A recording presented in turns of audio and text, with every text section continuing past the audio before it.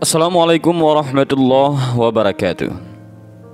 Ketika para sahabat sedang bersama Rasulullah Shallallahu Alaihi Wasallam di kediaman seorang sahabat Ansar, tiba-tiba terdengar panggilan seseorang dari luar rumah.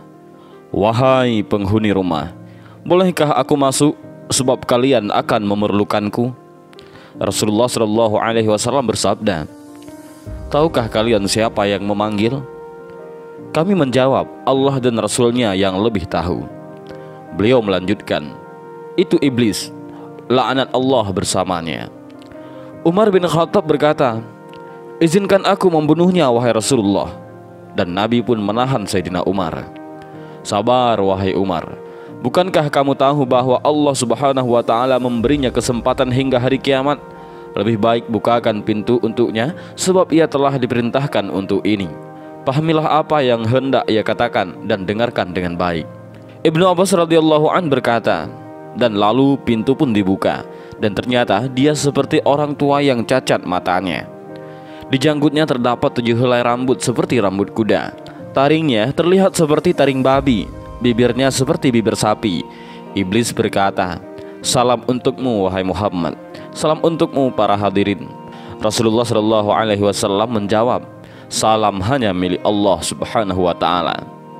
Sebagai makhluk yang terlaknat, apa keperluanmu?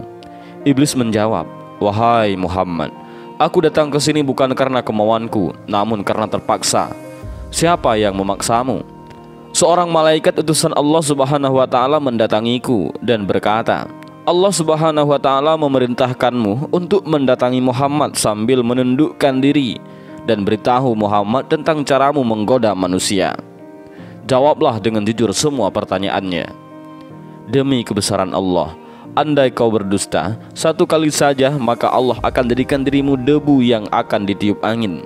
Oleh karena itu, aku sekarang mendatangimu. Tanyalah apa yang hendak engkau tanyakan.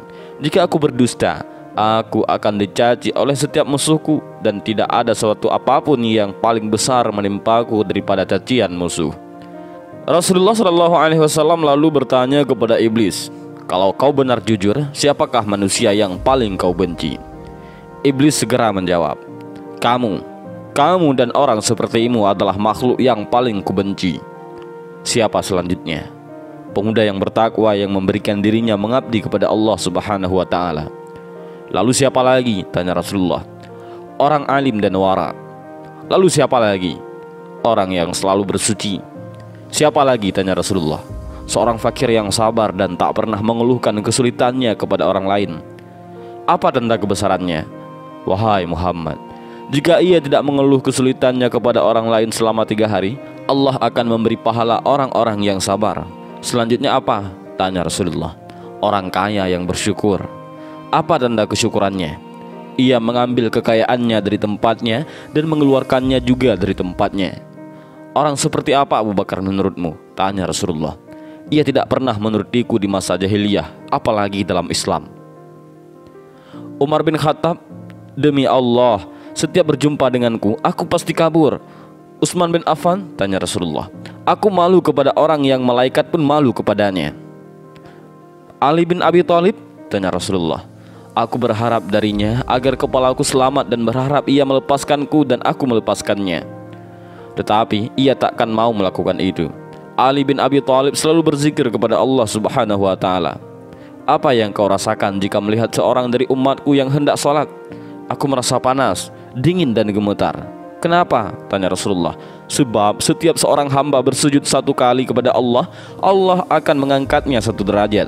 Jika dia berpuasa, tubuhku terasa terikat hingga ia berbuka. Jika ia berhaji, tanya Rasulullah, aku seperti orang gila. Dan jika ia membaca Al-Quran, tanya Rasulullah, aku merasa meleleh laksana timah di atas api. Jika ia bersedekah, itu sama saja orang tersebut membelah tubuhku dengan gergaji. Mengapa jadi begitu? Tanya Rasulullah. Sebab dalam sedekah ada 4 keuntungan baginya, yaitu keberkahan dalam hartanya, hidupnya disukai. Sedekah itu kelak akan menjadi hijab antara dirinya dengan api neraka, dan segala macam musibah akan terhalau darinya. Apa yang dapat mematahkan pinggangmu? Tanya Rasulullah. Suara kuda perang di jalan Allah.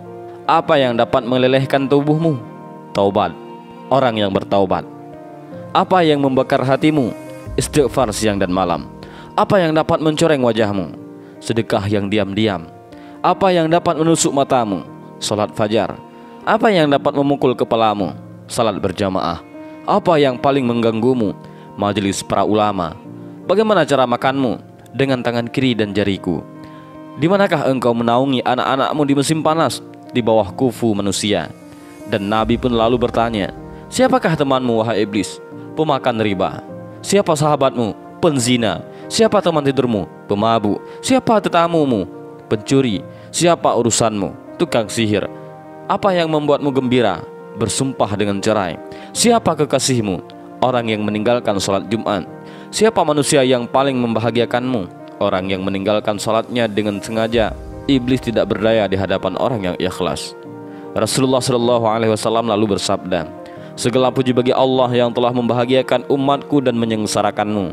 Iblis segera menimpali, tidak, tak akan ada kebahagiaan selama aku hidup hingga hari akhir. Bagaimana kau boleh berbahagia dengan umatmu, sementara aku boleh masuk ke dalam aliran darah mereka dan mereka tak boleh melihatku? Demi yang menciptakan diriku dan yang memberikanku kesempatan hingga hari akhir, aku akan menyesatkan mereka semua, baik yang bodoh ataupun yang pintar, yang bisa membaca dan tidak bisa membaca, yang durjana dan yang saleh, kecuali hamba Allah yang ikhlas. Siapa orang yang ikhlas menurutmu? Tidakkah kau tahu wahai Muhammad, bahwa barang siapa yang menyukai emas dan perak, dia bukan orang yang ikhlas? Jika kau lihat seseorang yang tidak menyukai dinar dan dirham, tidak suka pujian dan sanjungan, aku boleh memastikan bahwa ia orang yang ikhlas, maka aku meninggalkannya. Selama seorang hamba masih menyukai harta dan sanjungan, dan hatinya selalu terikat dengan kesenangan dunia, ia sangat patuh padaku. Tahukah kamu Muhammad bahwa aku mempunyai 70.000 anak dan setiap anak memiliki 70.000 syaitan? Sebahagian ada yang aku tugaskan untuk mengganggu ulama, sebahagian untuk mengganggu anak-anak muda, sebahagian untuk mengganggu orang-orang tua, sebahagian untuk mengganggu wanita-wanita tua, sebahagian anak-anakku juga aku tugaskan kepada para zahid. Aku punya anak yang suka mengencingi telinga manusia, sehingga ia tidur pada salat berjamaah. Tampaknya manusia tak akan mengantuk pada waktu salat berjamaah. Aku punya anak yang suka menaburkan sesuatu di mata orang yang sedang mendengarkan ceramah ulama, hingga mereka tertidur dan pahalanya terhapus. Aku punya anak yang senang berada di lidah manusia. Jika seseorang melakukan kebajikan lalu ia kabarkan kepada manusia, maka 99% pahalanya akan terhapus. Pada setiap ada seorang wanita yang berjalan, anakku dan syaitan duduk di pinggul dan pahanya, lalu menghiasinya agar setiap orang memandanginya. Syaitan juga berkata, keluarkan tanganmu. Lalu ia mengeluarkan tangannya, lalu syaitan pun menghiasi kuku-kukunya. Mereka anak-anakku selalu menyusup dan berubah dari satu tempat ke tempat lainnya, dari satu pintu ke pintu yang lainnya, untuk menggoda manusia hingga mereka terhempas dari keikhlasan mereka. Akhirnya mereka menyembah Allah tanpa ikhlas, namun mereka tidak merasa. Tahukah kamu Muhammad bahwa ada rahim yang telah beribadat kepada Allah Subhanahu wa taala selama 70 tahun? Setiap orang sakit yang didoakan olehnya sembuh seketika. Aku terus menggodanya hingga ia berzina, membunuh dan kufur. Tahukah kau Muhammad, dusta berasal dari diriku. Akulah makhluk yang pertama berdusta. Pendusta adalah sahabatku. Barang siapa bersumpah dengan berdusta, ialah kekasihku. Tahukah kau Muhammad, aku bersumpah kepada Adam dan Hawa dengan nama Allah bahwa aku benar-benar menasihatinya. Sumpah dusta adalah kegemaranku. Ghibah dan namimah atau adu domba adalah kesenanganku. Kesaksian palsu adalah kegembiraanku. Orang yang bersumpah untuk menceraikan istrinya, ia berada di pinggir dosa, walau hanya sekali dan walaupun ia benar. Sebab barang siapa yang membiasakan dengan kata cerai istrinya, menjadi haram baginya. Kemudian ia akan beranak cucu hingga hari kiamat. Ini semua anak-anak zina, dan ia masuk neraka hanya karena satu kalimat, yaitu cerai. Wahai Muhammad, umatmu ada yang suka lalai semasa salat. Setiap ia hendak berdiri untuk salat, aku bisikkan padanya waktu masih lama, kamu masih sibuk. Lalu ia menundanya hingga ia melaksanakan salat di luar waktu. Maka salat itu dipukulkannya ke mukanya.